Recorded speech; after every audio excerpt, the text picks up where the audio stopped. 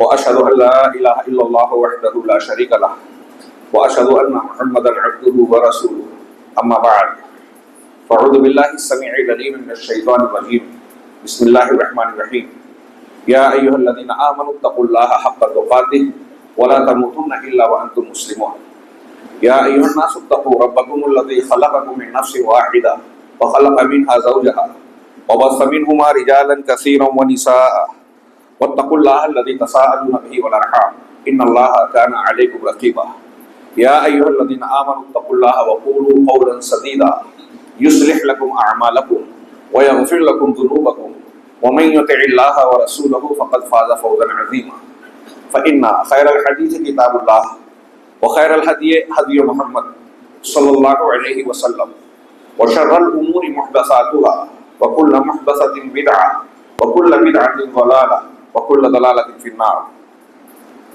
أعوذ بالله من الشيطان الرجيم بسم الله الرحمن الرحيم فمن يكفر بالطاغوت ويؤمن بالله فقد استمسك بالعروة الوثقى مرکزی جمعیت اہل حدیث ہند کے امیر محترم ہمارے قائد و سالار فضیلت الشیخ اصغر علی امام مہدی حفظہ اللہ، جمعیت اہل حدیث مہاراشٹر ناگپور کے امیر محترم جناب محترم وکیل پرویز صاحب حفظہ اللہ، دیگر ذمہ داران جمعیت، میرے بزرگوں، بھائیوں، اسلامی ماؤں اور بہنوں،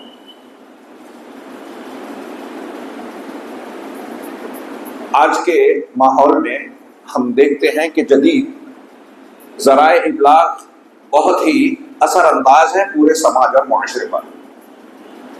حق اور باطل کی آمیزش تو بہت پرانی ہے، ہمیشہ تھی اور ہمیشہ رہے گی تا قیامت۔ اسی کے بیچ اللہ رب العالمین کا مقصد جو بندوں سے امتحان لینا ہے یہ پورا ہوتا ہے۔ اس بنیاد پر ہم دیکھتے ہیں کہ اہل باطل حق کے مقابلے میں ہمیشہ سرگرم عمل رہے ہیں، کبھی کم کبھی زیادہ۔ آج کے ماحول کا جو میں نے اشارہ کیا، جدید وسائل ابلاغ جو انسان کے گھر گھر میں اثر انداز ہو رہا ہے، گھر کے بچوں، عورتوں تک کو بھی اپنی تاثیر سے فارغ نہیں رکھا۔ ہم دیکھتے ہیں کہ یہاں بھی اہل حق کے مقابلے میں اہل باطل کی سرگرمیاں زیادہ منظم، منصوبہ بند اور مؤثر نظر آتی ہیں۔ حق کے مقابلے میں باطل اور ایسی چیزیں جسے ہم دینی زبان میں فتنہ کہہ سکتے ہیں، جو ایک انسان کے ایمان کو، اس کے یقین کو متزلزل کر دے رہے ہیں، اسلام سے کفر، حق سے باطل کی طرف دھکیل دے رہے ہیں، وہ چیزیں زیادہ مؤثر انداز میں لوگوں کے سامنے پیش کی جا رہی ہیں۔ اور اس کا نتیجہ یہ ہے کہ اللہ کے نبی جناب محمد رسول اللہ صلی اللہ علیہ وسلم نے جو پیشین گوئی فرمائی کہ قرب قیامت میں علم کم ہو جائے گا، جہالت عام ہو جائے گی، یقل العلم ویکثر الجہل، علم کم ہو جائے گا، جہالت بڑھ جائے گی، عام ہو جائے گی۔ اہل علم نے اس کی تشریح کی کہ علم کم ہوگا مطلب سنت کا، اللہ کے نبی صلی اللہ علیہ وسلم کی تعلیمات کا علم کم ہوگا، اور جہالت بڑھ جائے گی یعنی بدعات اور خرافات۔ بدعت کو میں ایک تعبیر میں یوں کہوں کہ جو اسلام نما تو ہوتی ہے لیکن اسلام نہیں ہوتی، اسلام میں نئی چیز ہوتی ہے، لوگ اسے اسلام سمجھتے ہیں لیکن اسلام سے اس کا تعلق نہیں ہوتا، وہی بدعت ہوتی ہے۔ تو بدعت عام ہو جائے گی، سنت کم ہو جائے گی۔ ہم یہ دیکھ رہے ہیں کہ جدید وسائل نے باطل کی جو مختلف شکلیں اہل حق اور اہل ایمان میں پھیلا رکھی ہیں، وہ آج کے ماحول میں، اور دوسروں کی بات تو چھوڑیے، جن کے یہاں پہلے سے انحراف اور گمراہیاں پائی جاتی ہیں، ان لوگوں کے بیچ میں جو اہل حق ہیں، اہل الحدیث ہیں، قرآن و سنت کو ماننے کے دعوے دار ہیں، صحابہ کے منہج کو اختیار کرنے والے ہیں، ان کے یہاں ہم دیکھ رہے ہیں کہ ہر روز نئے نئے فتنے سر اٹھا رہے ہیں، نئی نئی چیزیں۔ ابھی آپ جو خطاب سن رہے تھے، شیخ توصیف صاحب بیان کر رہے تھے کہ ہمارے درمیان کلمے کے تعلق سے سوال اٹھائے گئے۔ ایسے ہی آپ دیکھیں گے کہ اہل حق کہلانے والے آج ہمارے نوجوانوں میں ایسے مقررین ایسے خطبہ، ایسے مبلغین اور دعات، وہ عالم ہو یا غیر عالم ہو، ان کو اسلامک اسکالرز کا نام دے دیا جاتا ہے اور لوگوں کو متاثر کرنے کے لیے دکھایا جاتا ہے کہ ان کے اتنے فالوورز ہیں، اتنے لاکھ سننے والے ہیں، اتنے کروڑ اور اتنے فلاں سبسکرائبر ہیں۔ چنانچہ ان کی نرم گفتاری، خوش بیانی، جادو بیانی اور بھیڑ بھاڑ کو دکھا کر، ظاہری متاثر کرنے والی چیزوں کو دکھا کر ان کے باطل پہ گویا اس کو ایسا غلاف چڑھایا جاتا ہے کہ اچھے اچھے اہل حق بھی اس سے متاثر ہو جاتے ہیں۔ ہمارے درمیان آج ایسے بہت سارے فتنے سر اٹھا چکے ہیں۔ میں نے اپنے بعض خطابات اور دروس میں ایسے کچھ لوگوں کا ذکر کیا، میں مثال دوں، خاص طور سے آج ان کا ذکر کرنا چاہتا ہوں، ڈاکٹر اسرار صاحب، ڈاکٹر اسرار احمد۔ مجھے پتا ہے کئی مقامات پر ہم لوگوں کا دورہ ہوتا ہے تو یہ سننے میں آتا ہے کہ نوجوان، یہاں تک کہ بہت سارے اہل حدیث نوجوان ان کو بہت سنتے ہیں، پسند کرتے ہیں اور ان کے افکار خیالات سے متاثر ہوتے ہیں، جبکہ ان کے افکار و خیالات انتہائی زہریلے ہیں۔ ان کی فکر قرآن و حدیث کے عقیدے اور صراط مستقیم کے متفقہ، جو سلف سے چلے آ رہے ہیں متفقہ عقائد اور افکار، ان کے بالکل برعکس ہیں، کھلے کھلے طور سے اہل بدعت کی تائید کرتے ہیں۔ لیکن ان کی خوش بیانی، مفسر قرآن اور فلاں ٹی وی چینل پر ان کو تسلسل کے ساتھ پیش کیا گیا، اس کی بنیاد پر لوگ متاثر ہیں۔ اور جب میں نے ان کے بعض عقائد کو ذکر کر کے اس کی تردید کی تو میں تو نہیں دیکھ سکا، لوگوں نے بتایا کہ اس کے خلاف ہمارے ہی درمیان کے کچھ لوگ تبصرے کر رہے ہیں۔ ہمارے بیان کے تعلق سے یہ کہا جاتا ہے کہ یہ انتشار کو پھیلانا ہے، فتنوں کو پھیلانا ہے، امت کو اتحاد و اتفاق کی ضرورت ہے، اور یہ لوگ فتنوں کی بات کرتے ہیں۔ کتنی سطحی بات ہے۔ اگر آپ قرآن و حدیث پر غور کریں گے، یہ بات آپ کو انتہائی ڈھونڈی، بےہودہ نظر آئے گی۔ میں اکثر یہ سوال کرتا ہوں کہ بتائیے، جناب محمد رسول اللہ صلی اللہ علیہ وسلم نے صاف صاف کہا کہ میری امت کے 73 فرقے ہوں گے، سب جانتے مانتے ہیں، سارے کے سارے جہنمی، وہ ہمیشہ کے لیے جائیں یا عارضی طور سے جائیں، یہ ایک الگ بحث ہے، سوائے ایک کے۔ تو آپ اللہ کے رسول صلی اللہ علیہ وسلم پر فتویٰ لگا دیں گے کہ امت کے 72 جو اکثریت ہوگی اس کو گمراہ کہہ رہے ہیں، جہنم کے راستے پہ چلنے والا۔ ہم اس حدیث کو بیان کر کے یہ کلیئر نہیں کریں گے، ہم اپنے آپ کو اس بات کا حقدار بنانے کی کوشش نہیں کریں گے کہ اپنے آپ کو ہم فرقہ ناجیہ، جماعت حقہ سے وابستہ کریں، طائفہ منصورہ میں اپنے آپ کو شامل کریں، ان گمراہ ہونے والوں میں ہم شامل نہ ہوں۔ اور ایسا کرنے کے لیے اپنے بچوں کو ان راستوں سے بچا کر طائفہ منصورہ کے یعنی حق جماعت کے راستے پر چلانے کے لیے سچائی کو بیان کرنا پڑے گی کہ نہیں؟ گمراہیوں کو آیت اور اس کو واضح کرنا پڑے گا یا نہیں؟ انتہائی ضروری ہے۔ اس پس منظر میں میرے ہاتھ میں کچھ کاغذات ہیں، میں یہاں ہمارے مجید بھائی نے اس عنوان کی طرف اشارہ کیا بعض پچھلے خطابات کا حوالہ دے کے، تو میں اس کے لیے مواد جمع کر رہا تھا، کچھ خاص طور سے بعض آیات، احادیث اور اقوال سلف۔ مجھے ایک کتاب عرب عالم کی سلو السیوف والاسنہ ملی، اس میں ایک عنوان اور اس میں کچھ ایسے مشتملات ملے جسے میں نے نوٹ کیا تھا اپنی ڈائری میں، پہلے سے اس میں موجود ہے۔ تو میں چاہتا ہوں کہ اس کو ایک خطاب کی طرح نہیں، ایک درس کی طرح اس کتاب کے یا اس مضمون کے اس حصے کے کچھ مشتملات یا اس کا خلاصہ آپ حضرات سماعت فرمائیں، اور آخر میں تھوڑے سے نتیجے کی بات۔ میرے لیے ایک مشکل بات یہ ہو گئی کہ امیر محترم اور ہمارے بزرگوں علماء کی موجودگی میں جس طرح سے تفصیلی گفتگو کی خواہش رکھتا تھا، میری ہمت بھی نہیں ہے اور ادب کے خلاف بھی نظر آتا ہے، لہذا میں کوشش کروں گا کہ کسی قدر اختصار سے کام لیا جائے۔ چنانچہ صاحب کتاب نے عنوان قائم کیا فی بیان موقف، شیخ کا حکم ہے کہ تفصیل سے بیان ہو۔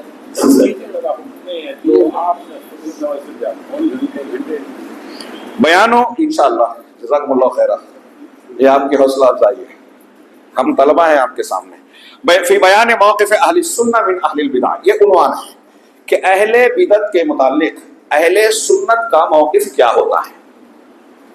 یہ جو میں نے ابھی اشارہ کیا کہ ہمارے درمیان بہت ساری نئی نسل کے افراد، مرد اور خواتین، بچے بچیاں گمراہ کن عقائد سے، بدعی افکار سے متاثر ہو رہے ہیں، اس کی ایک بڑی وجہ یہ ہے کہ ہمارے گھروں میں، ہمارے سماج اور معاشرے میں اب دینی تعلیم کا وہ رواج نہیں رہا۔ معلومات بہت ہے لیکن میں نے جیسا کہ حدیث کی طرف اشارہ کیا کہ اللہ کے رسول صلی اللہ علیہ وسلم کی تعلیمات کم ہے، بدعت کا فروغ ہے،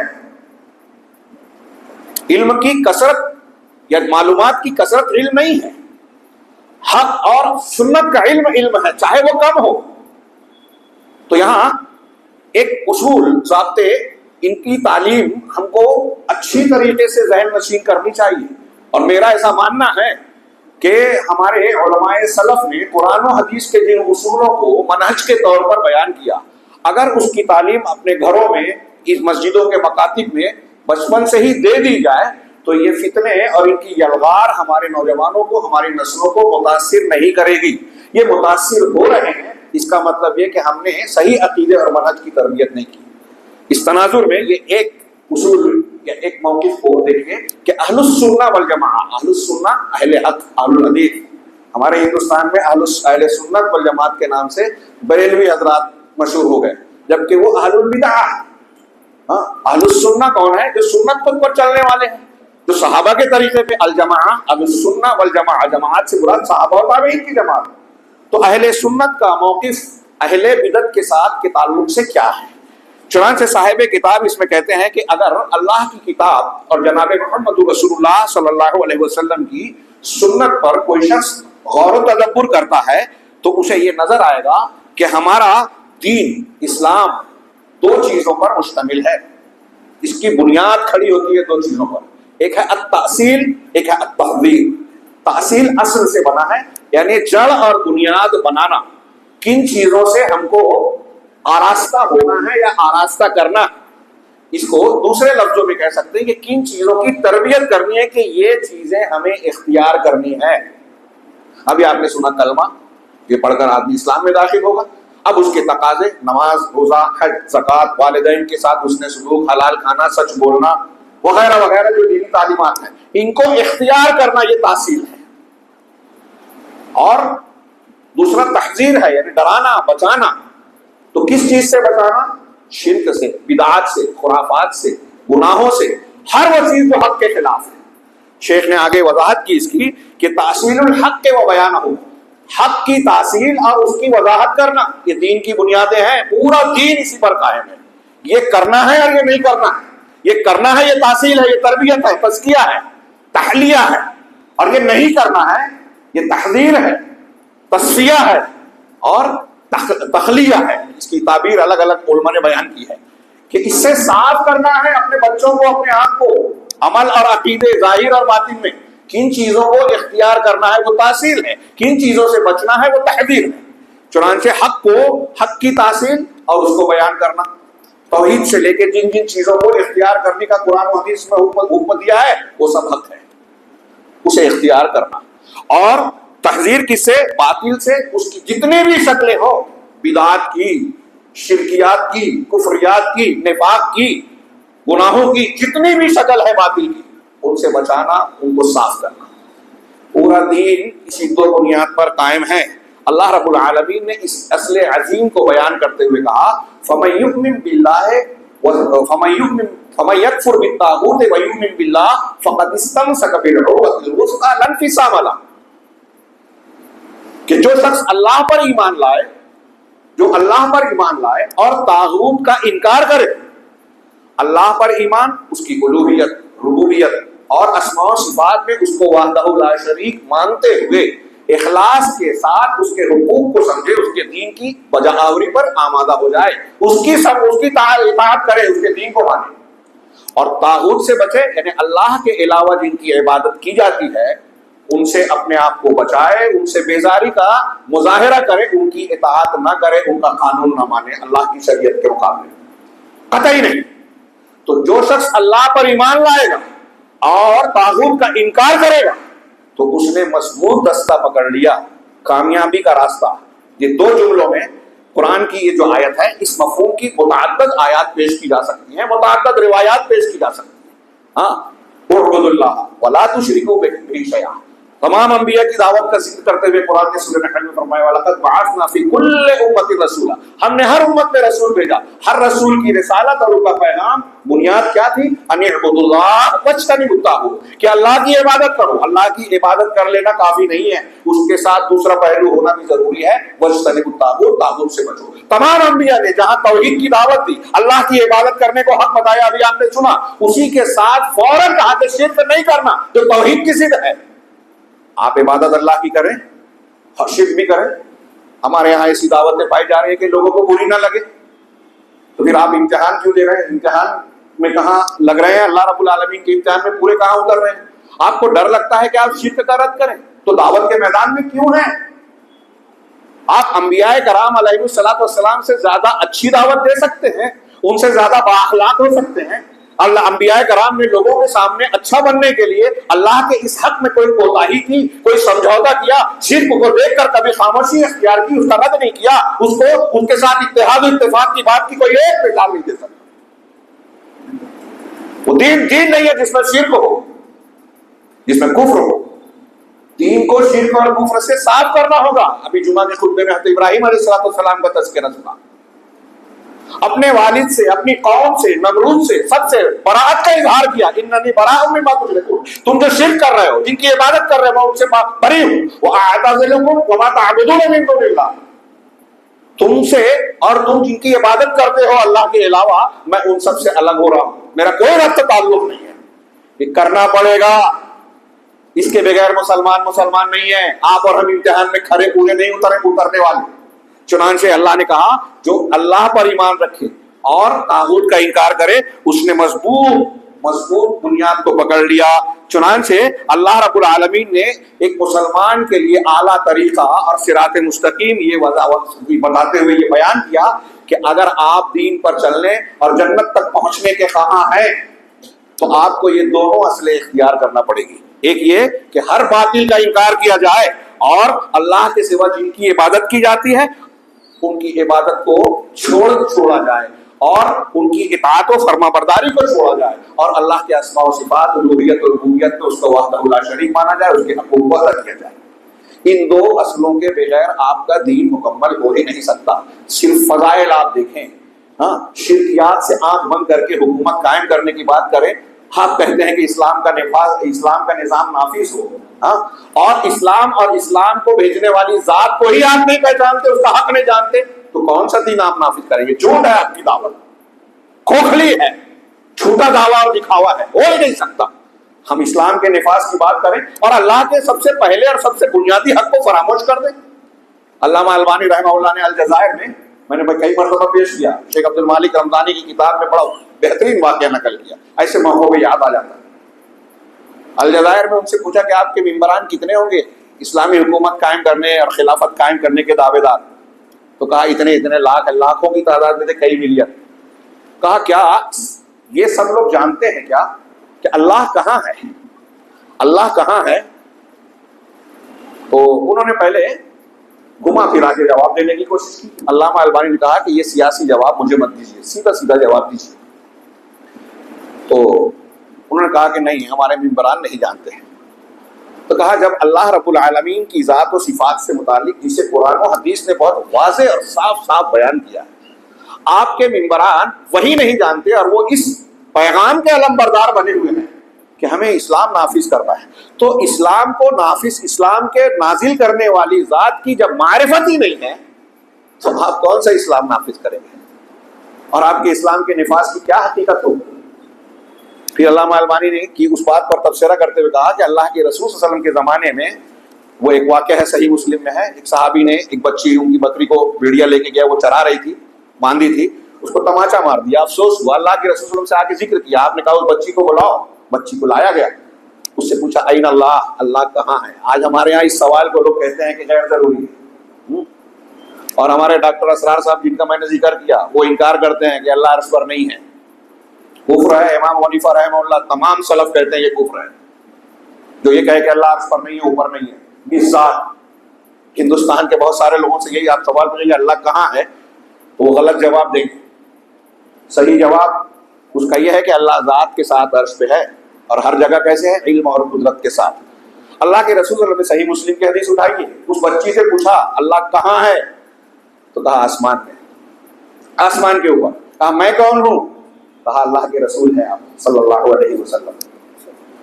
اللہ کے رسول صلی اللہ علیہ وسلم نے صحابی رسول اپنے صحابی سے کہا جو ان کے مالک تھے کہ اعتقھا فانھا مؤمنہ، اسے آزاد کر دو اس لیے کہ ایمان والی ہے، مومن ہے۔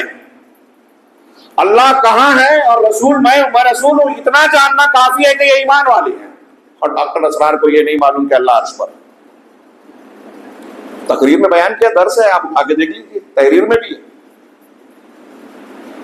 چنانچہ یہ بات ذہن نشین رہے کہ اللہ رب العالمین کے حقوق کو جاننا بنیاد ہے ہمارے دین کی۔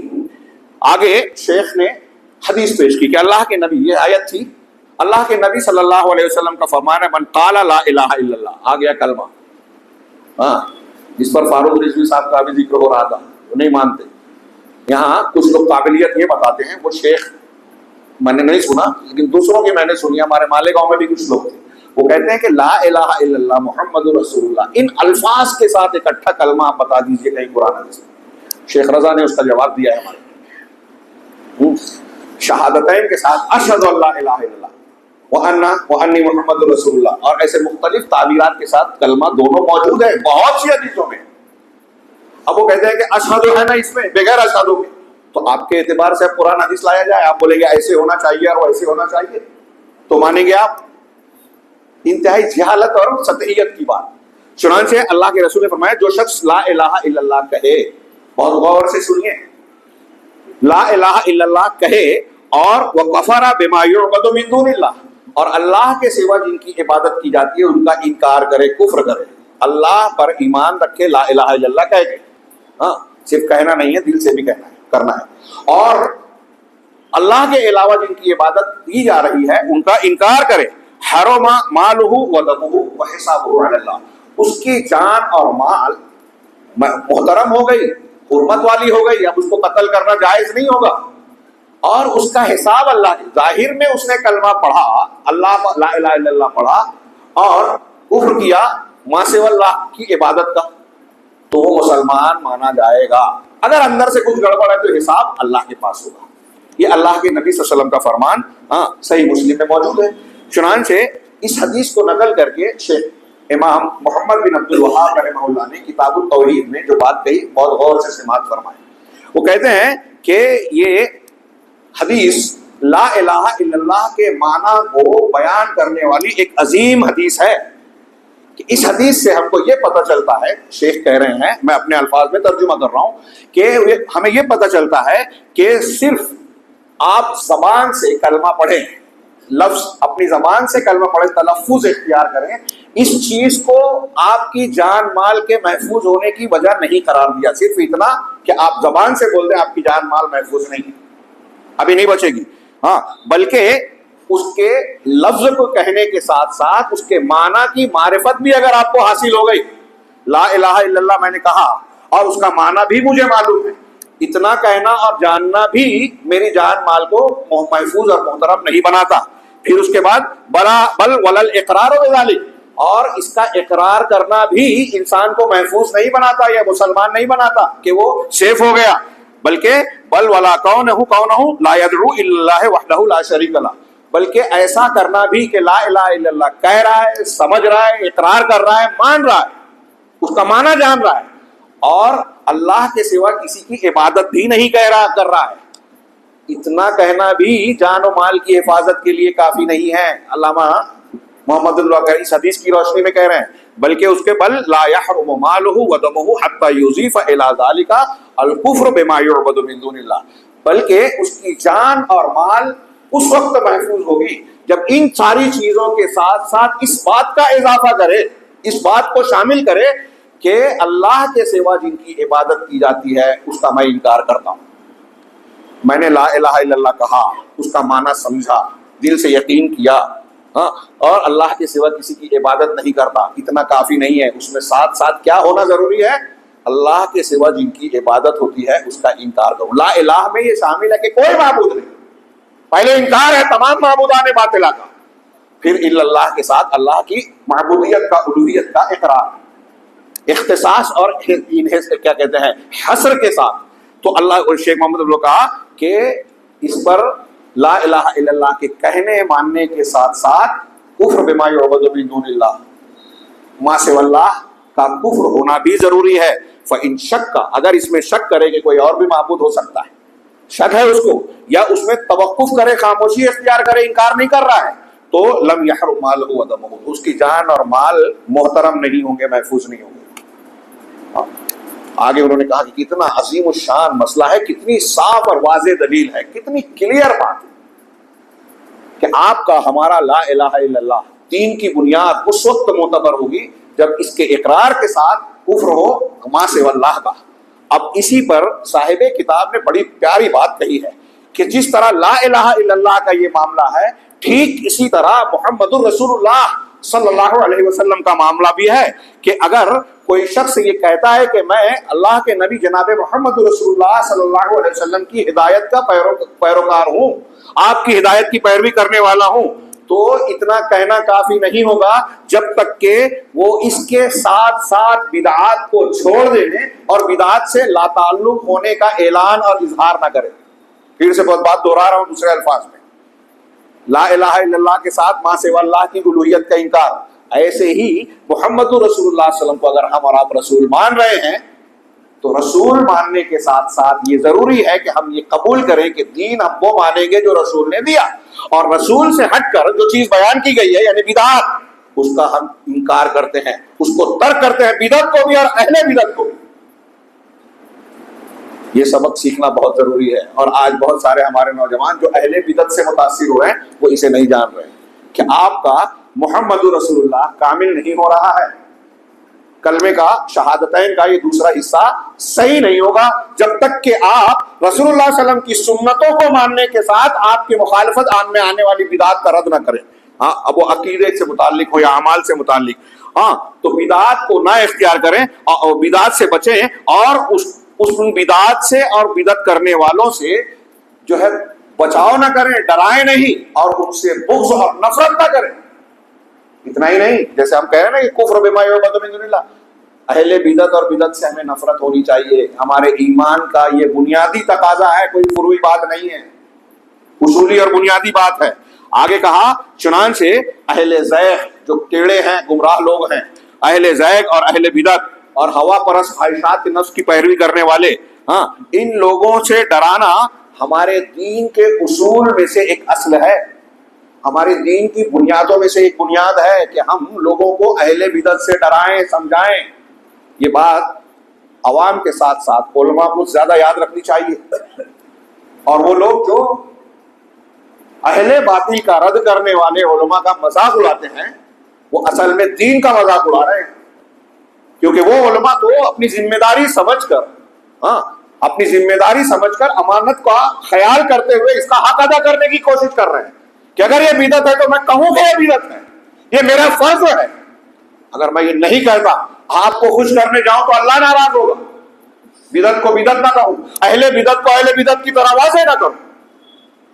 تو ایسا عالم حقیقت میں دعوت کے فریضے کو بھی نہیں سمجھ رہا ہے. چنانچہ کہہ رہے ہیں کہ ہمارے دین کے اصول میں سے ایک اصل ہے، ہاں یہ شریعت غرہ کی حفاظت کے لیے ضروری ہے، مسلمانوں کو عقائد فاسدہ سے بچانے کے لیے ضروری ہے، اور ایسی خواہشات سے بچانا اور افکار و خیالات سے بچانے کے لیے ضروری ہے جو مسلمانوں کو ہلاکت میں لے جاتے ہیں. آج پوری دنیا میں جو مسلمان کاٹے مارے جا رہے ہیں، میں یہ عقیدہ رکھتا ہوں، اور قرآن و حدیث کی دلیلوں کو اگر آپ سامنے رکھیں تو آپ بھی یہ مانیں گے کہ مسلمانوں کے اصل مسائل وہ فلسطین، غزہ میں چاہے بموں کی شکل میں اور تباہی کی شکل میں ہو رہا ہو، یا ہندوستان یا کسی ملک میں اور کسی شکل میں ہو رہی ہے، یہ انحطاط، یہ تنزلی، یہ ذلت، اس کی بڑی بنیاد شرک ہے، بدعت ہے، اور ہم اس سے سمجھوتا کرتے ہیں. جب ہم بدعت سے سمجھوتا کرتے ہیں تو اللہ کے عذاب کو دعوت دیتے ہیں. یہ میں نہیں کہہ رہا ہوں، قرآن و حدیث کی بہت سے نصوص کہہ رہی ہیں.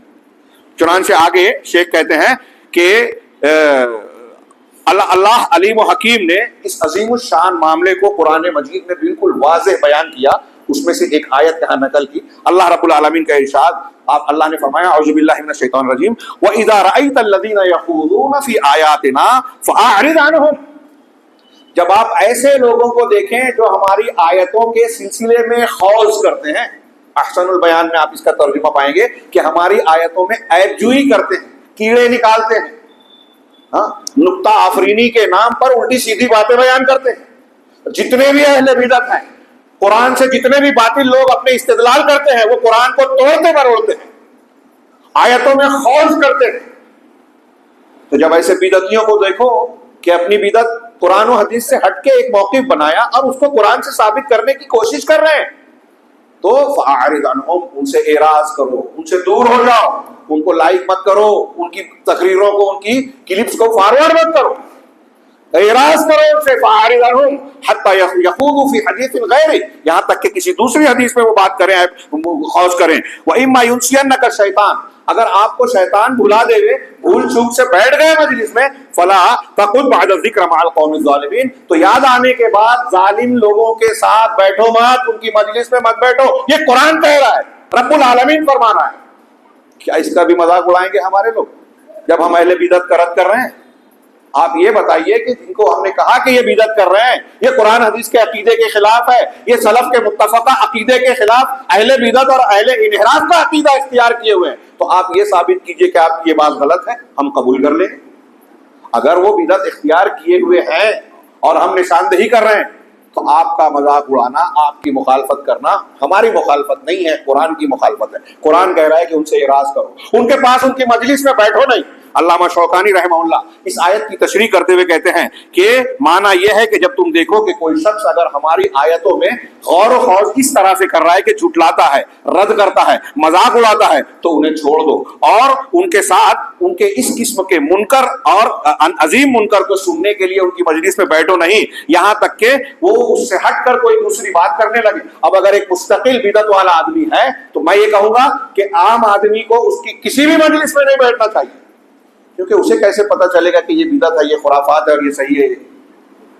کون یہ میں صحیح بات کو سنوں گا اور غلط بات کو چھوڑوں گا؟ جب آپ کو پتہ ہی نہیں ہے اور آپ اس سے متاثر ہو رہے ہیں، اس کی خوش بیانی، شیریں کلامی، جادو بیانی سے آپ متاثر ہیں، تو آپ اس کے باطل کو بھی اختیار کر سکتے ہیں۔ ہاں، چنانچہ امام شوکانی کہتے ہیں کہ اللہ تبارک و تعالیٰ نے ایسے لوگوں سے اعراض کا حکم دیا ہے، ان مجلس والوں سے، ایسی مجلسوں سے اعراض کرنے کا حکم دیا ہے جس میں اللہ کی آیتوں کو کمتر سمجھا جاتا ہے، ان کے ساتھ کھلواڑ کیا جاتا ہے، ہاں، یہاں تک کہ وہ دوسری باتوں میں گفتگو کریں۔ اور اس آیت میں علامہ کہتے ہیں، علامہ شوکانی رحمہ اللہ، کہ اس آیت میں ہمارے لیے نصیحت ہے، وعظ ہے، ہاں، کہ ہم ان لوگوں کے لیے نصیحت ہے جو ایسے بدعتیوں کی مجلس میں بیٹھتے ہیں جو اللہ کے کلام کی تحریف کرتے ہیں اور اللہ کی کتاب اور اس کے رسول کی سنت کے ساتھ کھلواڑ کرتے ہیں اور اسے اپنی گمراہ اور منحرف آراء اور افکار کی طرف پھیرتے ہیں۔ خود ایک خیال بنایا، تعمیر کیا، اب اس کی تائید میں قرآن و حدیث کو کھینچتان کے لا کے بتاتے ہیں کہ دیکھو ہماری یہ بات قرآن کی اس آیت سے ثابت ہوتی ہے۔ آگے میں بیان کروں گا۔ ڈاکٹر اسرار، مولانا ابو العلا مودودی، سید قطب صاحب، امین احسان اصلاحی صاحب اور ایسے کتنے دانشوران قرآن کی تفسیر کر رہے ہیں۔ آپ دیکھیے علماء حق نے ان کی کتنی پکڑ کی ہے، قدم قدم پر بتایا ہے کہ قرآن کی تفسیر میں انہوں نے قرآن کی آیات، عربی کے اسلوب، اللہ کے رسول کی تفسیر، صحابہ کے موقف اور سلف کے متفقہ عقائد کے خلاف بیان کیا ہے۔ سید قطب نے سورہ اخلاص میں وحدت الوجود بیان کیا، ڈاکٹر اسرار وحدت الوجود کے قائل ہیں، تائید کرتے ہیں، کھلے طور سے کوئی چھپی بات نہیں ہے۔ وحدت الوجود میں نے بارہا بیان کیا اور علماء سے آپ نے سنا ہوگا کہ اہل علم کہتے ہیں کہ روئے زمین پر پائے جانے والا سب سے گھناؤنا کفر اور شرک ہے۔ علامہ ابن ابی العز حنفی رحمہ اللہ نے شرح العقیدہ طحاویہ میں کہا کہ اگر کوئی حلول اور اتحاد کے عقیدے کا قائل ہے، اللہ تعالیٰ لوگوں میں حلول کر جاتا ہے اور ساری چیزیں متحد ہو جاتی ہیں، خالق اور مخلوق ایک ہو جاتے ہیں، ایسے عقیدے کو اگر کوئی مانتا ہے تو اس کا کفر نصارہ کے کفر سے زیادہ گھناؤنا ہے۔ یہ ان کی عبارت کا ترجمہ میں نے کہا ہے، کیا ہے علامہ ابن ابی العز الحنفی، کہ جو شخص حلول و اتحاد کو مانتا ہے نصارہ کے کفر سے زیادہ گھناؤنا اور شنیع کفر ہے، کیوں؟ انہوں نے کہا دیکھیے کہ نصارہ نے تو صرف حضرت عیسیٰ علیہ السلام کے بارے میں یہ مانا کہ اللہ نے حلول کر لیا یا اللہ نے انہیں بیٹا بنا لیا، تو اللہ نے ان کو کہا کہ یہ کافر ہو گئے، لقد کفر الذین قالوا ان اللہ ثالث ثلاثہ، اور دوسری آیت ہے اللہ نے ان کو کافر کہا، ایک کو مانا تو۔ اور یہ وحدت الوجودی عقیدہ تو کہہ رہا ہے کہ ہر چیز میں اللہ ہے، آپ کے اندر ہے، میرے اندر ہے، اس پنکھے میں ہے، اس چھت میں ہے، اس دیوار میں ہے، درختوں میں ہے، پیڑوں میں ہے، حیوانات میں ہے، نباتات میں ہے۔ نعوذ باللہ نعوذ باللہ۔ ہمارے دیوبند کے مفتی صاحب نے ناندیڑ میں جواب کہا، اسٹیج سے کہا کہ یہ بات صحیح ہے کہ ہمارے ناندیڑ کے مفتی صاحب نے جو کہا تھا کہ ہندو جس مورتی کی عبادت کرتا ہے اس میں بھی اللہ ہے، مطلب آپ مورتی کی عبادت کر رہے ہیں تو اللہ کی۔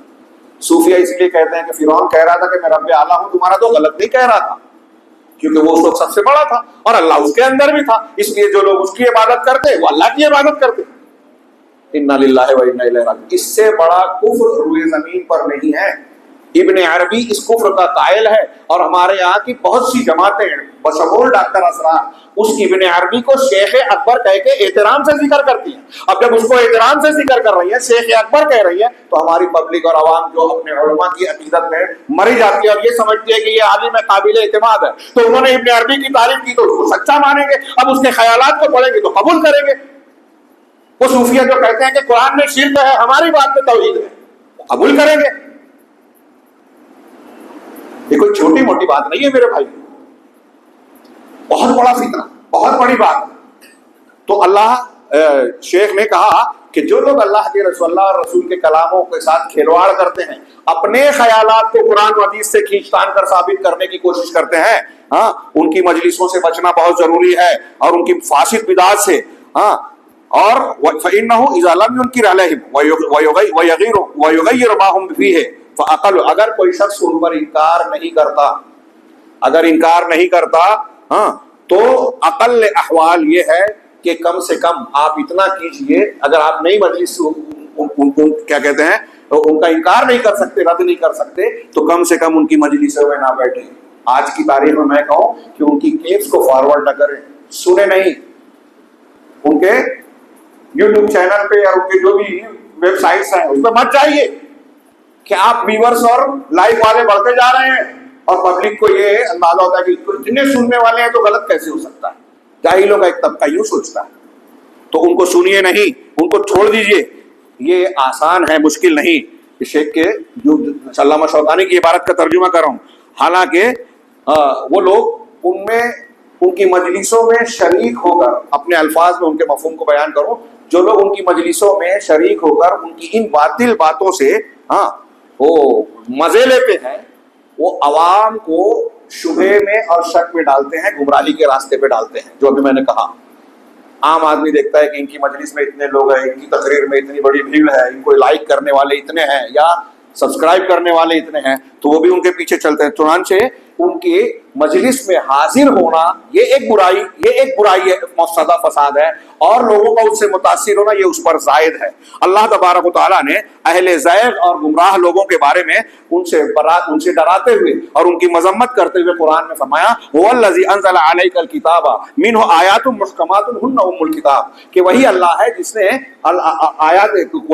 الکتاب کو نازل کیا۔ اس کتاب یعنی قرآن میں کچھ محکم آیتیں ہیں، بالکل واضح، صاف، کلیئر، ہن ام الکتاب، اور یہی اصلی کتاب کی اصل ہیں، بنیاد ہیں، مقصود ہیں۔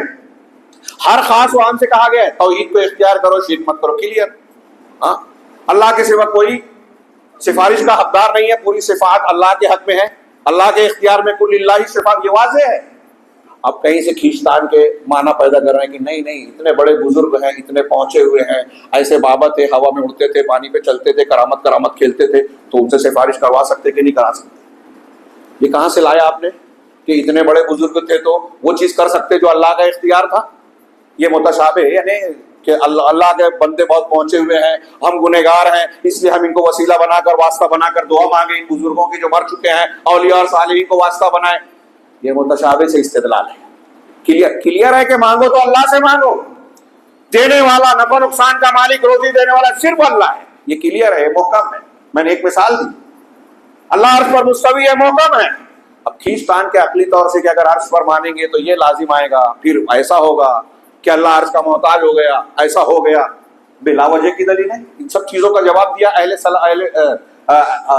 ہمارے سلف نے، بھرپور جواب دیا کہ اللہ عرش پر مستوی ہے تو عرش کا محتاج نہیں. جیسے کرسی پر ہم بیٹھے ہوئے ہیں تو اوپر بیٹھنے کے لیے ہم کرسی کے محتاج، کرسی ہٹا لے گر جائیں گے؟ نہیں. نیچے والی چیز اوپر والی کو سنبھالے ضروری نہیں ہے. ہاں، دنیا نیچے ہے، آسمان اوپر ہے، تو کیا اس دنیا پر آسمان ٹکا ہوا ہے؟ ہاں، یہ دنیا نہیں رہتی تو آسمان گر جائے گا؟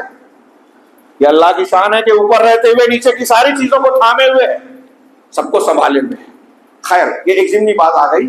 میں عرض کر رہا تھا کہ اللہ رب العالمین نے فرمایا کہ وہ اصل کتاب ہے، محکم آیتیں، وَأُخَرُ مُتَشَابِهَاتٌ، اور کچھ متشابہات ہیں.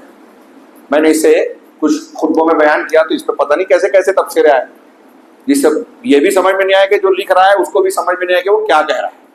متشابہ کا ایک مفہوم میں بیان کروں کہ جس میں احتمال ہے. اب متشابہ ہو یا حروف مقطعات ہو، ہمارا یہ عقیدہ ہے اور ماننا چاہیے کہ کوئی بھی چیز قرآن میں غیر ضروری نہیں ہے. چاہے ہم کو اس کا معنی معلوم نہ پڑا، الف لام میم، ہمیں اس کا معنی نہیں معلوم، لیکن اس کا بھی مقصد ہے، بلا وجہ نہیں ہے، زائد نہیں ہے. قرآن کا یہ الفاظ چیلنج کر رہے ہیں، قرآن کی حقانیت کی دلیل بن رہے ہیں، اور مقاصد لوگوں نے بیان کیے. تو غیر ضروری کچھ بھی نہیں ہے، لیکن جو کلیئر ہے اس پر عمل کرنا ہے. اور جس میں احتمال ہے، احتمال والی آیتوں کو نظیر بنا کر کلیئر والی آیتوں کو رد کرنا، یہ گمراہی ہے. وہی اللہ رب العالمین نے بیان فرمایا کہ والذین فاما الذین فی قلوبہم زیغ فیتبعون ما تشابہ منہ ابتغاء الفتنہ وابتغاء تاویلہ. رہے وہ لوگ جن کے دلوں میں کجی ہے، ٹیڑھ پن ہے، تو وہ ان آیتوں کے پیچھے پڑتے ہیں جس میں جو متشابہ ہیں، فتنے کی چاہت میں وہ فتنہ پیدا کرنا چاہتے ہیں، گمراہی اختیار کرنا چاہتے ہیں. یہ آیت پوری پڑھی ہے اور اس کے بعد حضرت عائشہ صدیقہ رضی اللہ تعالیٰ نے کہا کہ اللہ کے رسول صلی اللہ علیہ وسلم نے ان آیتوں کو پڑھا اور اس کے بعد فرمایا، نبی کریم صلی اللہ علیہ وسلم کا یہ فرمان، ہاں، یہ ابن حبان نے اپنی صحیح میں نقل کیا، علامہ البانی رحمہ اللہ نے اسے صحیحہ میں نقل کیا. وہ کہتے ہیں کہ اللہ کے رسول صلی اللہ علیہ وسلم نے ان آیتوں کو پڑھا اور اس کے بعد کہا اذا رأیتم الذین یجادلون فیہ فہم الذین عن اللہ فاحذروہم. یہی وہ لوگ ہیں، جب تم دیکھو ایسے لوگوں کو جو قرآن کی آیتوں کے سلسلے میں جدال کر رہے ہیں، واضح معنی ہے کھینچتان کر کے بحث کر رہے ہیں بلا وجہ کی، تو اللہ رب العالمین نے انہی لوگوں کو مراد لیا ہے، تم ان سے بچو. یہ اللہ کے رسول روک رہے ہیں قرآن کا الٹا سیدھا معنی بیان کرنے والے. اب وہ نام کچھ بھی لے لیجیے آپ، جہمیہ ہو، قدریہ ہو، معتزلہ ہو، صوفیہ ہو، فلانے ہو، ڈماتے ہو، آج کل کے کچھ گمراہ ہو، ڈاکٹر اسرا ہو، ان سے بچو. اللہ کے رسول کہہ رہے ہیں کہ قرآن کی آیتوں کو توڑ مروڑ رہے ہیں، غلط معنی بیان کر رہے ہیں، جدال کر رہے ہیں، تو ان سے بچو. ہاں، یہ چیز جو ہے اللہ کے رسول صلی اللہ علیہ وسلم کی سیرت سے بھی واضح ہے. ہاں، وقت کم پڑ جائے گا اس لیے میں یہاں صرف اشارہ کروں کہ اللہ کے رسول صلی اللہ علیہ وسلم کی سیرت سے یہ چیز موجود ہے. اس کا ذکر کرتے ہوئے شیخ نے وہ روایت نقل کی جس میں عبداللہ بن الخویسرہ التمیمی، اس شخص نے اللہ کے رسول صلی اللہ علیہ وسلم کو غنیمت تقسیم کرنے کے وقت کہا تھا کہ انصاف کیجئے. آپ نے کہا کہ وَمَن يَعْدِلْ إِذَا لَمْ أَعْدِلْ، کہہ رہے اگر میں انصاف نہیں کروں گا تو پھر کون کرے گا؟ حضرت عمر بن خطاب نے کہا کہ مجھے اجازت دیجیے اللہ کے رسول کی گردن مار دوں. ہاں، تو اللہ کے رسول نے فرمایا کہ انہیں اسے چھوڑ دو. ہاں، اس کے کچھ ایسے ساتھی ہوں گے کہ تم میں کا ایک شخص اپنی نماز کو اس کی نماز کے سامنے حقیر سمجھے گا. اللہ کے رسول اللہ کس سے کہہ رہے ہیں؟ صحابہ سے. صحابہ کی نماز کیسی تھی؟ شاندار، زبردست، ہماری نماز کی طرح نہیں تھی، بہت اعلیٰ تھی. لیکن اللہ کے رسول اللہ صحابہ سے کہہ رہے ہیں کہ تم لوگ اپنی نمازوں کو ان لوگوں کی نمازوں کے مقابلے میں حقیر سمجھو گے، اپنے روزوں کو ان کے روزوں کے مقابلے میں حقیر سمجھو گے. لیکن یہ روزہ نماز بہت شاندار کریں گے، لیکن آگے اللہ کے رسول نے کہا یمرقون من الدین کما یمرق السهم من الرمیہ، یہ دین سے ایسے نکل جائیں گے جیسے تیر شکار کو چھید کر نکل جاتا ہے. ہاں، اور اس کے پر میں اگر دیکھا جائے گا تو اس کے تیر کا، اس کے بدن کا کوئی بھی نشان نظر نہیں آئے گا. ہاں، اور جب اپنے اس کے آگے کے حصے میں تیر کے اگلے حصے میں دیکھے یا پچھلے حصے میں کچھ بھی نظر نہیں آئے گا. ہاں، تو یہ کہہ رہے ہیں کہ اللہ کے رسول صلی اللہ علیہ وسلم نے فرمایا اس حدیث کے اندر کہ ایک آدمی نماز بہت اچھی پڑھ رہا ہے، روزہ بہت اچھا رکھ رہا ہے، صحابہ کے کہ روزے اور نماز اس سے کم نظر آ رہے ہیں. بعض روایتوں میں یہ بھی ہے کہ ان کی قرت کے سامنے تم اپنی قرت کو حقیر سمجھو گے. قرآن پڑھیں گے لیکن حلق سے نیچے نہیں اترے گا, اس کو غلط معنی دیں گے, صحیح مطلب نہیں سمجھیں گے. ایسے لوگ جو قرآن کو غلط سمجھیں گے, سمجھائیں گے, یہ جو میں کہہ رہا ہوں یہ بھی حدیث میں ہے کہ قرآن پڑھیں گے لیکن حلق کے نیچے نہیں اترے گا, اس کا غلط معنی لیں گے, اس کی تشریح ہے, دین سے نکل جائیں گے. اللہ کے رسول نے فرمایا اگر مجھے مل جائے تو میں ماروں گا, قتل کروں گا, مل جائے تو قتال کرنا. رسول اللہ علیہ وسلم سوچئے تھوڑی دیر کے لیے, آج کے زمانے میں میں اکثر اس حدیث کی بات جب آتی ہے تو سوال کرتا ہوں کہ آج ہمارے یہ جو نوجوان کسی سے بھی متاثر ہو جاتے ہیں بغیر اصول کے, وہ اگر ایسے خارجیوں کو دیکھ لیں کہ اتنی اچھی نماز پڑھ رہے ہیں, اتنا اچھا روزہ رکھ رہے ہیں, تو ان کے بارے میں کیا کریں گے؟ وہ لائک کریں گے کہ نہیں کریں گے؟ بہت لائک کریں گے یہ نوجوان. اور اللہ کے رسول کہہ رہے ہیں مار دینا, مجھے مل جائے تو آج کی طرح قتل کروں گا. اس کا مطلب کہ ظاہری ہی نماز, روزہ یا کچھ نیکیاں اگر نظر کسی کی آ رہی ہے, بہت اچھی تقریر کر رہا ہے, بہت اچھا بیان دے رہا ہے, تو اس سے جو ہے متاثر ہونے کی ضرورت نہیں. میں نے جو روایت کی وہ بھی اس میں آگے نقل ہے. ہاں, کہہ رہے ہیں کہ اسی مسلک پر اللہ کے رسول صلی اللہ علیہ وسلم نے جو تعلیم دی تھی, اور بھی حدیثیں پیش کی جا سکتی ہیں, اسی مسلک پر خلفائے راشدین بھی چلے. چنانچہ بنو تمیم کا ایک آدمی جسے سبیغ بن اصل کہا جاتا تھا, یہ مدینہ آیا, اس کے پاس کچھ کتابیں تھی, یہ قرآن کی کچھ آیتوں متشابہات کے بارے میں سوالات اٹھانے لگا. سوال اٹھتا, لوگوں سے بیٹھتا تو قرآن کی آیت, کسی نے آ کے حضرت عمر بن خطاب سے کہا کہ یہ سبیغ نامی شخص آیا ہے اور ایسا ایسا کرتا ہے, کہا بلاؤ اسے, اور اس کے لیے کھجور کی ٹہنیاں تیار کر کے رکھی, اور جب وہ آیا تو اس سے کچھ بات کیے بغیر پہلے اس کے سر میں مارنا شروع کیا. تم قرآن کے بارے میں ایسا ایسا کہتے ہو, سوال اٹھاتے ہو, متشابہ باتیں کرتے ہو. آج ہمارے یہاں اس پر لوگ قابلیت بیان کرتے ہیں, تقدیر پر سوال, حدیثیں سمجھ میں نہیں آ رہی ہے. اللہ رب العالمین نے قرآن مجید میں بتایا کہ عرش پر مستوی ہے اور اللہ کی یہ صفات ہے, اس پہ سوالات اٹھانا, ہمارے یہاں لوگ اس کو قابلیت کا مظاہرہ سمجھتے ہیں. حضرت عمر نے مارا, سر سے خون نکلنے لگا. سبیغ نے کہا کہ اللہ کے عمر امیر المومنین مجھے چھوڑ دیجئے, میرے سر میں جو خناس تھا, گمراہی تھی, وہ نکل گئی. آپ نے اس کو قید کروایا, پھر دوبارہ بلا کے مارا, پھر اس کو اس کے علاقے میں بھیجا تو وہاں کیا والی کو کہہ دیا کہ دیکھو یہ لوگوں کی مجلس میں نہ بیٹھے, لوگوں کو کہنے اس سے دور رہے. دوسری روایت بھی اس میں نقل کی حوالوں کے ساتھ کہ اس کا معاملہ یہ تھا کہ اس کی خود بڑی بری حالت ہو گئی تھی, کھجلی زدہ, خارش زدہ ہو گیا, اور کسی مجلس میں جاتا تو مجلس کے لوگ اٹھ کے اس کو چھوڑ کے چلے جاتے. اس نے معافیاں مانگی. صحابہ کرام اور تابعین کے زمانے میں کوئی شخص بدعتی ہوتا, قرآن کے غلط معنی بیان کرتا, تو اسے مجلس میں بیٹھنے نہیں کیا جاتا, اس کا ساتھ اختیار نہیں کیا جاتا. آج ہمارے یہاں لوگ لائک کرتے ہیں, اور اگر اس کا کوئی رد کرتا ہے تو رد کرنے والے کا مذاق اڑاتے ہیں. کیا منہج لگا رکھا ہے, یہ چھوٹی بات ہے. صحابہ کرام کا یہ طریقہ دیکھیے. پھر اس کے بعد انہی خارجیوں کے تعلق سے حضرت علی رضی اللہ تعالیٰ عنہ, یہ اور بھی روایتیں سبیغ کے بارے میں نقل کی, میں اسے چھوڑ رہا ہوں وقت کی قلت کی وجہ سے. اللہ کے رسول صلی اللہ علیہ وسلم حضرت علی رضی اللہ تعالیٰ عنہ نے ان حدیثوں کی بنیاد پر خوارج کے ساتھ قتال کیا, ان کو قتل کیا. انہی خارجیوں میں سے خارجی عبد الرحمن ابن ملجم نے حضرت علی رضی اللہ تعالیٰ عنہ کو شہید کیا. قرآن کا حافظ تھا, قرآن پڑھانے والا تھا. مصر میں حضرت عمرو بن عاص نے کہا کہ یہاں قرآن پڑھانے والا بھیجیے, تو حضرت عمر فاروق نے اپنے زمانے میں اس کو بھیجا تھا قرآن پڑھانے, لیکن بعد میں گمراہی کا شکار ہوا, سبائی ٹولے سے وابستہ ہو گیا. یہ دیکھیے بدعتیوں کے ساتھ جانے کا کیا انجام ہوتا ہے.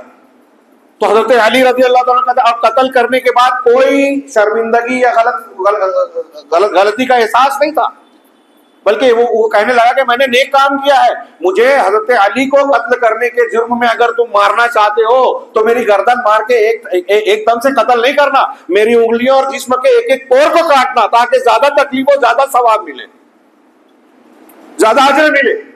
آج ہمارے یہاں بہت سارے نوجوانوں کو ایسا ہی نشہ پلا دیا, خارجیت پائی جاتی ہے. جدید دور کی تحریکیت میں, اخوانیت میں مسلمانوں کو خوارج کا عقیدہ تھا کہ گناہ کبیرہ کا مرتکب اگر کوئی مسلمان ہو گیا تو اسلام سے خارج ہو گیا, کافر ہو گیا, اسی پہ مر گیا تو جہنم میں ہمیشہ ہمیشہ رہے گا. ایک مسلمان ہے, زنا کر لیا, چوری کر لیا, تو وہ اسلام سے خارج ہو گیا, جھوٹ بول دیا, اسلام سے خارج ہو گیا.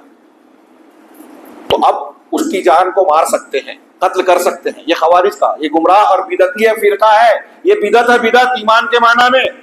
اور ہمارے ہاں سید قطب اور ان کے ماننے والے اور لوگ تحریکیت کی فکر ہے. میں نام لوں تو لوگوں کو برا لگتا ہے, نام نہ لو تو لوگ سمجھتے نہیں ہیں. بڑی مصیبت ہے. سلف کا یہ بھی طریقہ ہے کہ جس سے گمراہ ہونے کا اندیشہ ہو اس کا نام لے کر رد کیا جائے. علامہ البانی نے شرح العقیدہ الطحاویہ کے وہ مقدمے میں بڑی تفصیلی گفتگو کی ہے اس پر، ملاحظہ فرمائیں. اور دوسرے علماء نے، مولانا ابو العلا مودودی صاحب ان کی فکر سے متاثر ہوئے سید قطب، اور انہوں نے اپنی کتابوں میں لکھا فی ظلال القرآن اور دوسری کئی کتابوں میں کہ آج مسلمانوں کا جو معاشرہ ہے پوری کی پوری دنیا میں، اگرچہ وہ ممبروں محرابوں سے اشہد ان لا الہ الا اللہ اشہد ان محمد رسول اللہ کا نعرہ بلند کر رہے ہیں، اذانیں دے رہے ہیں، لیکن حقیقت میں یہ جاہلی معاشرہ ہے، یہ اسلام سے خارج ہے، یہ مسلمان نہیں ہے. یہ میں نے بہت جگہ پیش کیا ہے، آپ نے سنا بھی ہوگا، پڑھا بھی ہوگا. اور اسی فکر کے قائل ہیں ہمارے ہاں وہ لوگ جو جذباتی نوجوان جو مسلمانوں کو مارنے کے لیے، دھماکے کرنے کے لیے، مسجدوں میں حملے کرنے کے لیے تیار ہو جاتے ہیں. عالم اسلام میں یہ فطرہ اتنا عظیم الشان ہوا کہ گزشتہ 10-15 سالوں میں مسلمانوں کے ہاتھوں لاکھوں مسلمان مارے گئے. چھوٹی موٹی بات نہیں ہے. اور جب ہم اس کو رد کرتے ہیں تو لوگ کہتے ہیں آپ کیا بیان کر رہے ہو، پوری قوم کو بدنام کر دیا، اسلام کا چہرہ بگاڑ دیا. وہ اسلام کو محبت، الفت، نرمی، بھائی چارے کی تعلیم دیتا ہے. دنیا ان کی وجہ سے کہہ رہی ہے کہ وہ انتہا پسندی اور دہشت گردی کو فروغ دیتا ہے. اسلام اس داغ دھبے سے پاک ہے، بالاتر ہے، لیکن اس کی بدنامی کی وجہ یہ غلط فکر اور عقیدے کے لوگ ہیں. اور ڈاکٹر اسرار صاحب بھی خلافت کے قیام کے یہی وہ تھے، قائل تھے. اور انہوں نے انقلاب کے لیے شاید وقت نہ پہنچے، میں بیان نہ کر پاؤں، انہوں نے کہا کہ خمینی نے ہماری رہنمائی کی ہے انقلاب کے لیے، ایران کا جو انقلاب ہے وہ ہمارے لیے نمونہ ہے، وہ ہمارے لیے مشعل راہ ہے. ان کی کتاب پڑھیے ڈاکٹر اسرار صاحب کی، شیعہ سنی میں مفاہمت کی اہمیت و ضرورت. شیخ وقت ہے نا، شیعہ سنی میں مفاہمت و اہمیت و ضرورت. میں بھی اس کا حوالہ دوں گا، اس کی کچھ باتیں پیش کروں گا. یہ کیسے بدعتی ہے، یہ کھلے بدعتی ہے، اہل سنت والجماعت کے خلاف ہے. صحابہ کے معاملے میں، اللہ کی ذات کے تعلق سے عرش پر ہونے کے عقیدے کے معاملے میں، وحدت الوجود کے معاملے میں روافض کی تائید کرتے ہیں، ان کی تعریف کرتے ہیں. مملکت سعودی عربیہ جو مملکت التوحید کہلانے کے لائق ہے اس کی برائی کرتے ہیں. ویل للعرب کی حدیث کا غلط مفہوم بیان کر کے سعودی عرب کو اس کا مصداق بنایا جاتا ہے اور لوگوں میں برائیاں کرتے ہیں. یہ حدیث نہیں بیان کرتے کہ اسلام اور ایمان جو ہے وہ مدینہ میں لوٹ آئے گا جب فتنے آئیں گے، تو مرکز تو وہیں رہے گا، حق وہیں رہے گا. لیکن یہ تہران میں ڈھونڈتے ہیں، انہوں نے دورہ کیا تھا. خیر آگے کہہ رہے ہیں کہ خلیفہ راشد حضرت علی بن ابی طالب رضی اللہ تعالیٰ عنہ نے بھی ان کے ساتھ جنگ کی. کچھ باتوں کو چھوڑ رہا ہوں. اور وہ کہتے تھے کہ حضرت علی کہتے تھے کہ عنقریب ایک قوم ایسی آئے گی جو تم سے جدال کریں گی، انہیں سنتوں کے ذریعے سے پکڑنا، گرفت کرنا، اس لیے کہ سنتوں کو جاننے والے قرآن کے سب سے زیادہ جانکار ہوتے ہیں. یہ ہمارے سلف کی باتیں 1 لائن 2 لائن کی کئی مضمون کے برابر ہوتی تھی. غور کیجئے، آج ہمارے یہاں قرآن کی تشریح اور تفسیر کرتے ہوئے جو ادھر ادھر کی باتیں کرتے ہیں، الٹی سیدھی باتیں بیان کرتے ہیں نکتہ آفرینی کے نام پر، اس کو لوگ سمجھتے ہیں کہ بہت پیاری بات کہی، بڑا زبردست خطاب کیا، درس دیا. سنت کو چھوڑتے ہیں. اب جیسے آپ دیکھیے کہ تدبر قرآن، غالباً شیخ صلاح نے لکھا کہ انہوں نے جتنی صحیح حدیثوں سے اپنی تدبر میں 18 جلدوں کی کتاب ہزاروں صفحات پر مشتمل، قرآن کی تفسیر کے نام پر، جتنی صحیح حدیثوں سے استدلال نہیں کیا، اس سے زیادہ صحیح حدیثوں کو رد کیا ہے اپنی کتاب، اپنی اس تفسیر. عقلانیت، تفسیر بالرائے کے جگہ جگہ مشاہدے ہو سکتے ہیں جو ناجائز ہے، حرام ہے. تفہیم القرآن میں بھی آپ کو یہ بات نظر آئے گی. تو ہمارے یہاں لوگ قرآن کے شعوری مطالعے کی دعوت دیتے ہیں اور شعوری مطالعہ قرآن کا کہتے ہیں، اور اپنے عالم، اپنے بانی، اپنے رہنما کی فکر کو پلانا چاہتے ہیں قرآن کے نام پہ. بہت اچھی طرح سمجھے اس کو. تو تفسیر قرآن کا معنی اور مفہوم سب سے بہتر وہ بیان کریں گے جو سنت کو سب سے زیادہ جاننے والے ہیں. اور صحابہ اور تابعین اسی مسلک پر چلے، اور ان کے بعد ان کی پیروی کرنے والے جو احسان کے ساتھ اس امت کے علماء ہیں وہ بھی اسی راستے پر چلے. میں 2-4 اقتباس پیش کرنا چاہتا ہوں کہ یہ تو میں نے تھوڑا سا اشارہ کیا کہ اللہ کے قرآن کی آیتیں 2 پیش کی، حدیثیں پیش کی، 1 2 3 کئی ایک حدیثیں، اور پھر اس کے بعد صحابہ کا 1-2 بطور نمونے کا عمل بتایا. ایسی 20 مثالیں ملے گی کہ وہ مخالفت کو برداشت نہیں کر سکتے تھے، باطل کا بالکل کھلا رد کرتے تھے. اب یہ میں کچھ ایسے اقتباسات پیش کر رہا ہوں جو لوگ ہمارا نام لے کر کسی کا رد کرنے یا اہل بدعت کی مخالفت کرنے پر اعتراض کرتے ہیں، وہ غور کریں، اس آئینے میں دیکھیں ہمارے علماء سلف جو صحابہ، تابعین، تبع تابعین اور ائمہ حدیث و فقہ کے متفقہ عقیدے کو جو بیان کیا. امام لالکائی کہتے ہیں کہ نبی کریم صلی اللہ علیہ وسلم سے جو مروی ہے کہ اہل بدعت سے آپ مناظرہ، بحث و مباحثہ نہ کریں، ان سے جدال نہ کریں، ان سے بات چیت نہ کریں، ان کے جدید اور بدعتی اقوال کو سنیں بھی نہیں، ان کے خبیث آرا کو سنیں نہیں. یہ جو بیان کیا گیا اس سلسلے میں ایسی ثم ذکر احادیث، امام لالکائی نے اس کا ذکر کیا کہ اس چیز کا سیاق جو اللہ کے رسول صلی اللہ علیہ وسلم سے مروی ہے کہ آپ وہ اہل بدعت کی باتوں کو سنیں نہیں، بات چیت نہ کریں، ان کی مجلسوں میں نہ بیٹھیں، ان کی بدعتی باتوں کو سننے سے بھی بچیں اور ان کی خبیث رائے کو نہ سنیں. اس کے بعد انہوں نے متعدد احادیث اور اقوال کو ذکر کیا. پھر انہی میں سے کچھ اقوال پیش کر رہے ہیں. امام مجاہد کہتے ہیں، امام مجاہد کئی صحابہ کے شاگرد ہیں، حضرت عبداللہ ابن عمر کے نمایاں شاگردوں میں سے 10 یا 20 سال شاگرد رہے. چنانچہ وہ کہتے ہیں کہ ابن عمر رضی اللہ تعالیٰ عنہ سے کہا گیا، ایک صحابی ہے ابن عمر، حضرت عمر کے فرزند، الرجل الصالح، اللہ کے رسول نے فرمایا تھا. کہا ابن عمر کہتے ہیں کہ ایک شخص نجدہ، ایک شخص ہے وہ ایسا کہتا ہے، یعنی دین کے بارے میں غلط سلط باتیں کرتا ہے. تو حضرت ابن عمر صحابی ہیں، ہم لوگ اپنے آپ کو بہت قابل سمجھتے ہیں. ہمارے یہاں جب بولا جاتا ہے کہ ان کو مت سنو تو ایک عام آدمی یا ہمارے درمیان کا سمجھتے ہیں کہ یہ پبلک کو بولا جا رہا ہے میں کچھ خاص ہوں، میں بہت سمجھدار ہوں، اس لیے میں سن سکتا ہوں. صحابی رسول کا طریقہ دیکھیے، وہ کہہ رہے ہیں کہ فجعل لا يسمع منه، تو حضرت ابن عمر اس کی بات کو سننے سے گریز کرنے لگے کہ نہیں میں نہیں سنوں گا.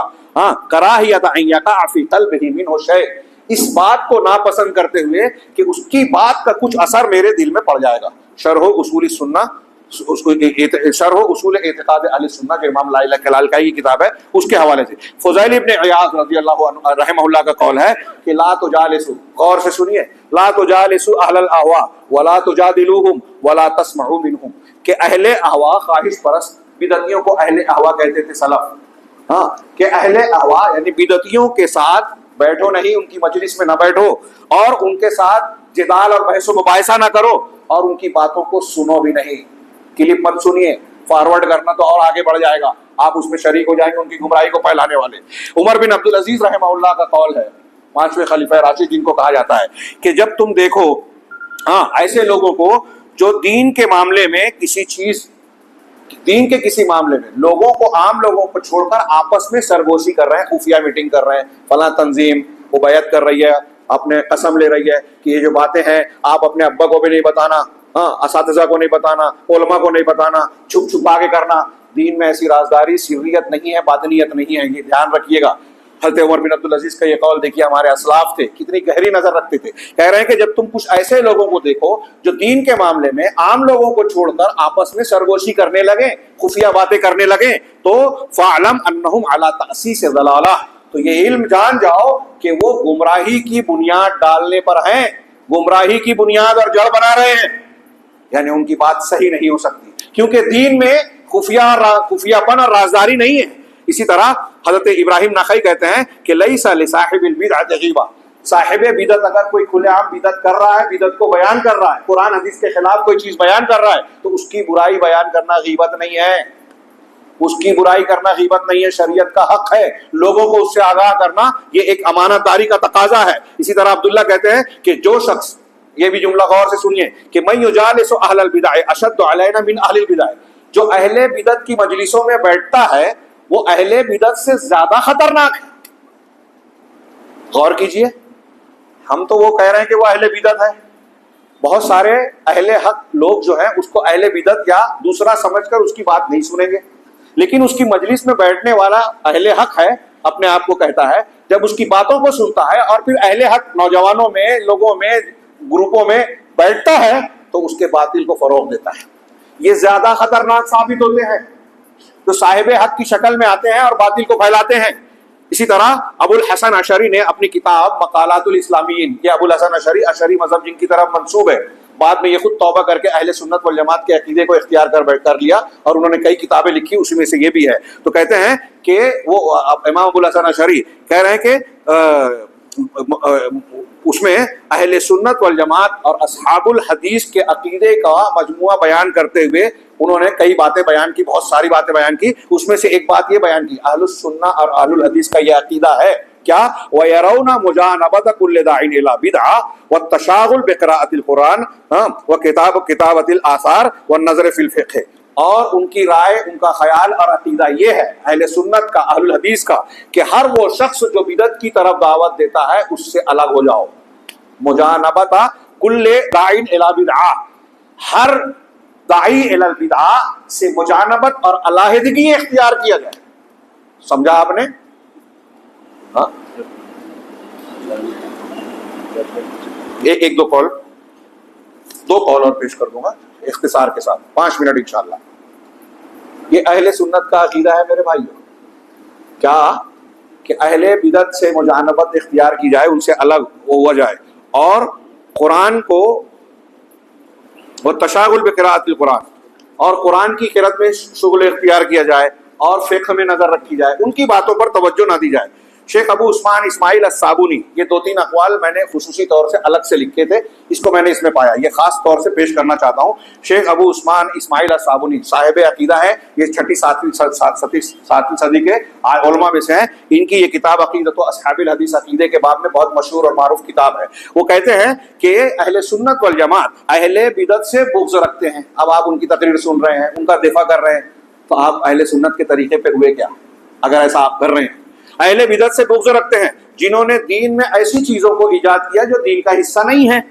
اور اہل حق جو ہیں اہل السنہ والجماعہ اہل بدعت سے محبت نہیں کرتے، ان کی سنگت اختیار نہیں کرتے، اور نہ ان کے باطل باتوں کو سنتے ہیں کہ جب وہ کانوں سے گزر جائیں تو دلوں میں قرار پکڑ جاتی ہیں، اور انسان کے دل و دماغ میں ایسے وسوسے، فاسد خیالات اور وسوسے پیدا کرتی ہیں جو اس کو گمراہی میں لے جاتے ہیں. اور اسی کے سلسلے میں شیخ کہتے ہیں آگے کہ اسی سلسلے میں اللہ رب العالمین نے قرآن کی آیت نازل فرمائی، وَإِذَا رَأَيْتَ الَّذِينَ يَخُوضُونَ فِي آيَاتِنَا فَأَعْرِضْ عَنْهُمْ. جب تم دیکھو ایسے لوگوں کو جو ہماری آیتوں میں ٹھٹھا مذاق اڑا رہے ہیں، برائیاں نکال رہے ہیں، کیڑے نکال رہے ہیں، تو ان سے اعراض کرو. یہ آیت پیش کی جو ہم پڑھ چکے ہیں. اسی طریقے سے وہ کہتے ہیں کہ اہل سنت والجماعت کا اس بات پر اتفاق ہے کہ اہل بدعت کو دبایا جائے، ان کو ذلیل کیا جائے، بے عزت کیا جائے، ان کو اپنے سے دور کیا جائے، ہٹا دیا جائے، ان سے خود بھی دوری اختیار کیا جائے، اور ان کی مصاحبت سے، معاشرت سے جو ہے سے گریز کیا جائے، ان کے ساتھ سنگت اختیار نہ کیا جائے،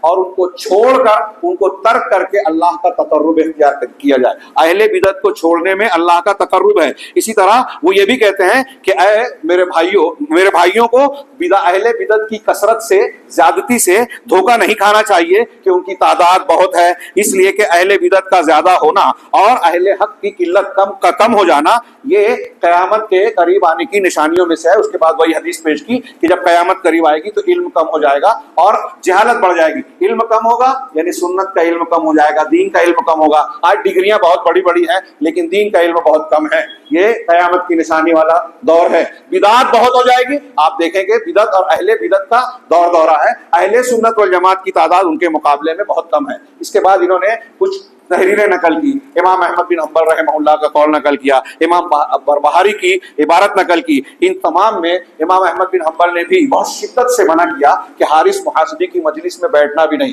اسی نے کہا کہ وہ تو حدیثیں بھی پیش کرتا، کیا ہر آدمی سے ہم حدیث سنیں گے؟ اگر اس کے اندر بدعت ہے، خرافات ہے، تو اس کے خشوع خضوع سے اور اس کی پرفریب باتوں میں نہ آ جائیے. ایسے اور بھی اقوال ہیں جس کے لیے موقع نہیں ہے. میں آخر میں یہ کہنا چاہوں گا، ایک اور عبارت تھی لیکن موقع نہیں ہے. میں یہ کہنا چاہ رہا ہوں، ڈاکٹر اسرار کا میں نے تذکرہ کیا. اب کوئی کہے گا کہ میں ان کا رد کر رہا ہوں، ان کو اہل بدعت میں کیسے شمار کر رہا ہوں. ابھی ریحان الاسری صاحب کی ایک تحریر آئی اور اس کتاب کا جو میں نے بھی ذکر کیا، شیعہ سنی مفاہمت کی اہمیت و ضرورت، اس کے حوالے سے کئی چیزیں نقل کی کہ یہ عبد الخالق صاحب کے ساتھ ایران کے دورے پہ گئے، خمینی کی مزار کی زیارت کی اور اس کی تعریف کی کہ ہم نے وہاں کوئی خرافات نہیں دیکھا، باہر سے عمارت بہت اچھی ہے لیکن اندر سادگی ہے، شاید اس لیے کہ ابھی کام جاری ہے. یہ چیزیں اور اس کی تعریف بھی کر رہے ہیں. پھر اس کے بعد جو ہے وہ کہتے ہیں کہ شیعہ سنی کے اندر جو اختلاف ہے وہ اصل میں صحابہ کرام اور خاص طور سے خلفائے راشدین کے تعلق سے دونوں کے نقطۂ نظر کا فرق ہے. یہ ڈاکٹر اسرار کی تحریر بتا رہا ہوں. ان کا ایک عقیدہ وحدت الوجودی ہے جو کفر والا ہے، ایک جو ہے میں نے بتایا کہ جو حلول اتحاد والا، اور ایک اور کا تذکرہ ہوا عرش پر نہ ہونے کا، اور دوسرا یہ عقیدہ کہ صحابہ کرام کے تعلق سے وہ کہہ رہے ہیں کہ شیعہ سنی میں یہ اختلاف ہے کہ خلفائے راشدین. تو انہوں نے آگے کیا کہا کہ مطلب یہ ہوا کہ شیعہ سنی کے درمیان ان صحابہ کی شخصیات کے متعلق تاریخی نزاع ہے.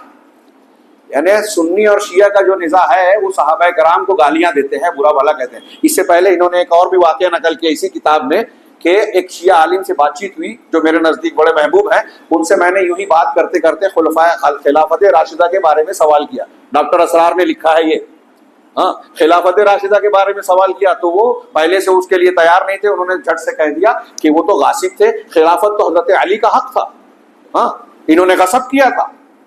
پھر وہ چلے گئے.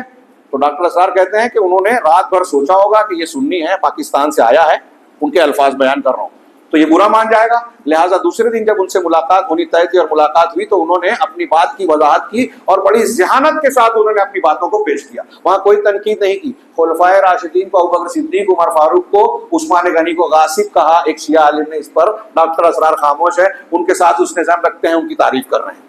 صحابہ کرام کی، یہ صحابہ کرام کی شخصیت کا معاملہ کہ وہ سب عادل ہے، کہ کسی ایک صحابی پر بھی طعن و تشنیع کرنا جائز نہیں ہے. یہ تاریخی بات نہیں ہے، مسلمانوں کے نزدیک عقیدے کی بات ہے. تمام اہل السنہ والجماعہ کا عقیدہ ہے کہ کسی ایک صحابی کو بھی پھانسی کا برا بھلا کہنے والا گمراہ ہے، ایک صحابی کو.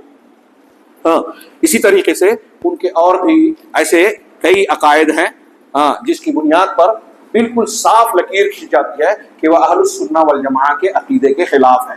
یہ میں نے ایک شخصیت کا ذکر کیا اس تناظر میں کہ لوگ ان کے ایسی باتیں بتائی گئی کہ ہمارے جماعت کے بہت سارے افراد ان سے متاثر ہیں، ان کی خوبیوں کے قائل ہیں. وہ مرزا علی انجینئر ہو، وہ بھی رافضیت زدہ ہے، ایجنٹ ہے. ایسے ہی بہت سارے منکرین حدیث اور ایسی فکر کو پیش کرنے والے جو اہل تصوف اور اہل باطل کے انحرافات کو اہل حق کے درمیان پھیلا رہے ہیں. آج ان کو لانچ کیا جا رہا ہے. ہاں، اس بات کو یاد رکھیے کہ ہماری دنیا کی کامیابی اور آخرت کی کامیابی اللہ رب العالمین کے خالص دین میں ہے.